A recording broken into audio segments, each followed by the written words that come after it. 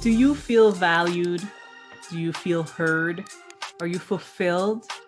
My name's Tanya, and my mission is to contribute to the biggest rise in human consciousness and transformation the world has ever seen. And in today's conversation, let's talk about how beneficial it is for upper management, CEOs, founders, and us all to adapt the culture of listening and finding ways to truly make each other feel heard. Let's get the conversation started, shall we?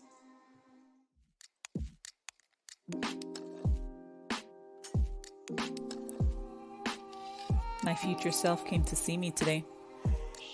She told me that in order to have the life I saw her in, that fulfilled, peaceful, abundant life, I have to continue being a compassionate human who truly cares about people, who accesses empathy easily, and works in a timely way.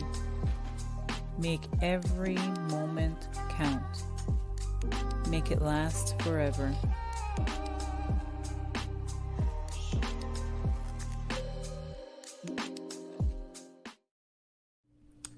Do you feel valued? Do you feel valued? Do you feel heard? Do you feel fulfilled?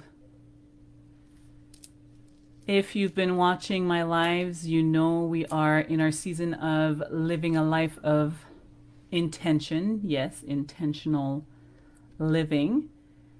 If you're joining me live, let me know you're here. Say hello. I'm trying to catch you on both platforms. Say hello. Let me repeat the question.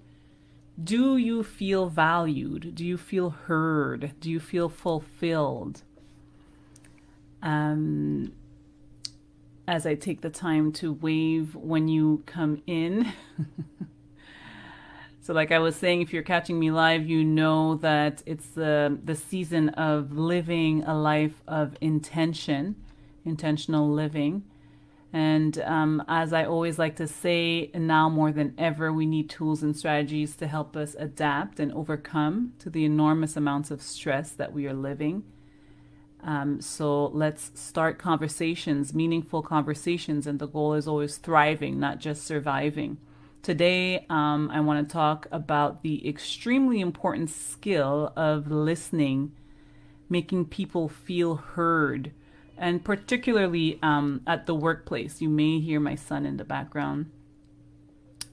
Before we go into that, let's take a moment, 2 deep breaths of gratitude wherever you are. Unless you're driving, you don't close your eyes, but wherever you are, just take 2 long, deep breaths of gratitude, holding it at the top and trying to make the exhale slightly longer than the inhale.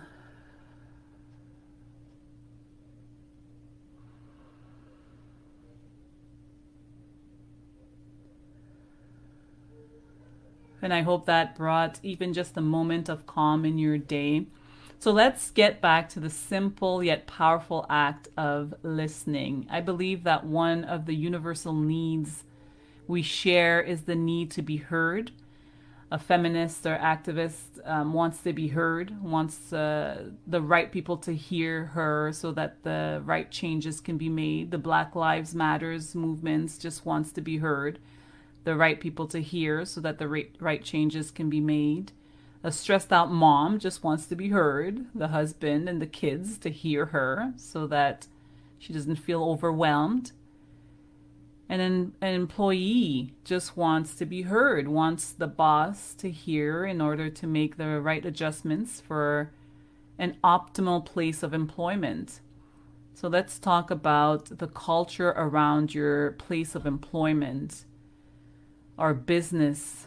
If you are a business owner, imagine a work culture where people truly cared about each other and upper management listened to their employees in order to understand and know what it is to be an employee.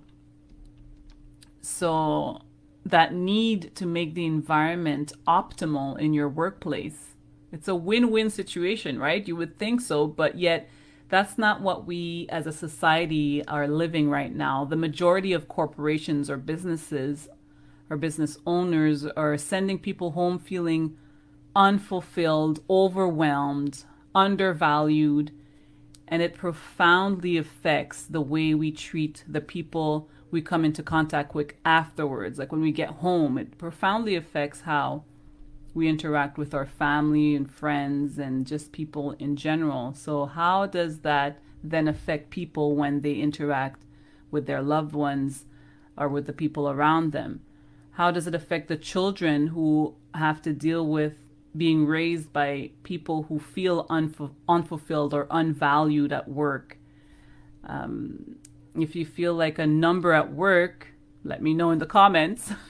Let me know how you feel when you're at work and how you think it may affect you when you get home or in your interactions with other people and the relationships you have. Many people do not feel safe at work. They feel like a number, so they feel used for economic goals, not for human goals.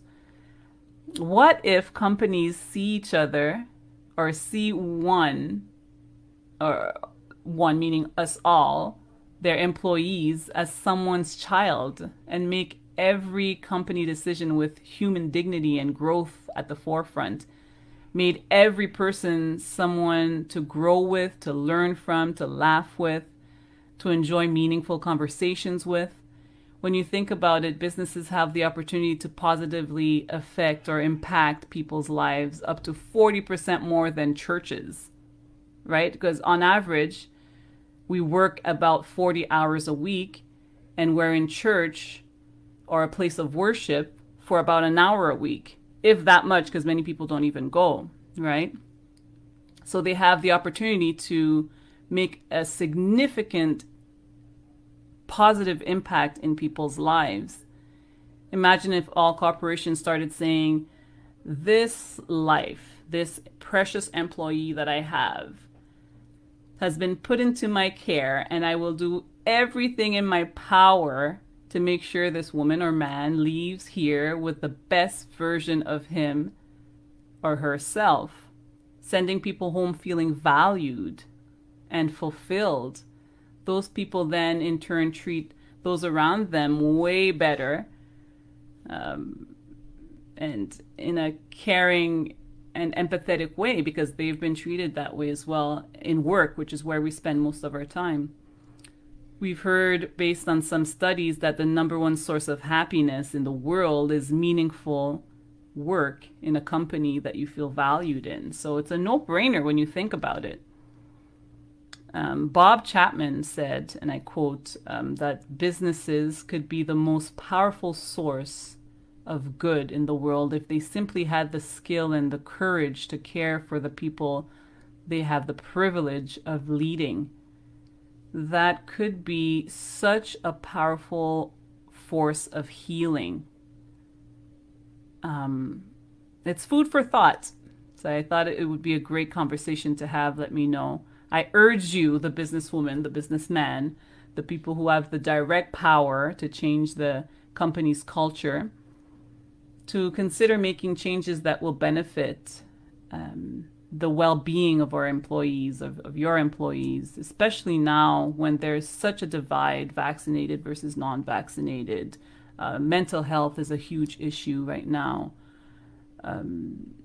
See how much your business grows. Yes, Tamar says kindness and compassion in a workplace is very important. I completely agree. How your patients are going to be benefiting from this if you work in a hospital. How your life just changes in general because you're doing the right thing. You're making sure that your employee, the person that you're sending off to the world after they've done all of these hours for you, is sent off in a positive, uplifting, great way that where she feels or he feels like she's home when she goes to work, you know? And I urge you, the employee, to start the conversation about a healthy work environment. Help make the subtle changes that will make a world of difference in your place of employment. Living intentionally for yourself and for others. So visit www.xenia.ca for information on how to work with me and start, or should I say, continue finding ways to live with intention. There are also free resources, including a mindset ebook there. So just check that out. And also, if you know any moms who would benefit of taking a breath before starting the week, I'm holding space for moms every Sunday at 10 a.m. Eastern for quick start your day and week off in stillness and calm guided meditations for moms. So www.xenia.ca/links for that. As always, and my daughter joins us at the end. As always, let me know in the comments what you think, and continue living with compassion, awareness, and find ways to live with intention. Many blessings to you.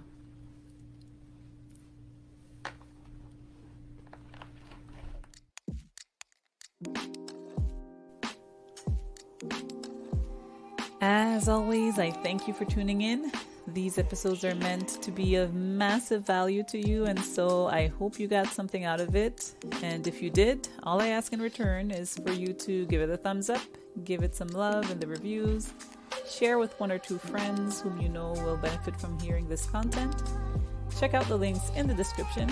Continue to lead with empathy, and I'll catch you on the next episode. Many blessings.